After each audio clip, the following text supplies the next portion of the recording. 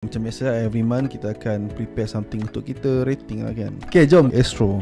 Kita tengok 996 dia punya start dia 96 ke 203 tu. Boleh nampak jam yang agak tinggi lah. Astro pun buat decision yang agak berani awal 2000. Faham lah dia punya Astro nak tunjuk bumi, satellite, apa semua nak tunjuk. Dan dia shift kepada a simple, orang kata typeface logo lah kot kan. Masih lagi kekal sampai sekarang. Bila pertama kali tengok branding Astro guna warna pink tu, masa tu pun saya dah suka. Jangan terlalu fixated sangat dengan logo. Simpelnya Simpelnya kan. Tak ada apa pun tapi kita tengok pada implementation. Betul. Sebab orang awam kita akan jumpa dekat contohnya mall ada kios Astro. Betul. Macam mana logo tu fit dalam design tu, saya rasa seingat saya daripada awal memang saya rasa impress lah. Betul-betul dia ahead of the time lah. Kena bila mana dia ada sub channel dia, Astro Oasis, Arena. Itu yang penting tu. Bila mana logo asal tu simple dan flexible. Saya suka Astro punya dia apply design elemen yang bawah tu macam ombak sikit tu. Mungkin orang biasa tak perasan tapi itulah satu yang clean lah. Position of the logo Astro pun agak konsisten lah. Always on the top right. Kita nampak yang poster yang Astro big thank you. And the reason why dia letak Astro kat bawah tu sebab dia boleh je letak Astro putih dekat atas, tapi dia tak perlu sebab ada kekosongan yang dia perlu diisi kat situ. I just like the way dia design.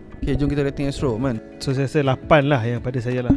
Okay, saya setuju dengan 8. Next, RTM revolusi logo tu. Awal-awal tu okey lah kan, 69 lah start 69. Dia ada cubaan yang menarik di situ. Daripada 63 dia berani mengubah. Dulu semua nak ikon yang melambangkan bendera Malaysia. Yelah nak tunjuk Malaysia. Saya tertarik dengan tahun 69 ke 78 ni sebab saya rasa dia agak ahead of time. Betul-betul. Bila dia ada T tu, saya rasa tahun kalau dia kekalkan pada tahun 78 ni adalah satu decision yang bagus lah. Kalau dikekalkan dengan RTM, T punya sengkang tu dia rapat semua dengan tu. Dia satu bagi saya ikonik. Lawa tak lawa macam kita cakap sebelum ni, logo tak semestinya lawa.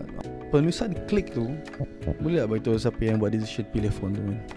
Logo RTM dah baru. Part klik tu memang 90-an kan dia. Lepas tu ada outline pada klik tu warna hitam. Kenapa ada shadow? Long shadow effect kan. Boleh guna tapi bukan di situ lah. Okay, sukan RTM pula. Ini memang lagi 90s ke 80s ke retro. Okay, mana kita rating tu teman. Saya nak bagi 3 lah. 3 okay. It's 3 lah.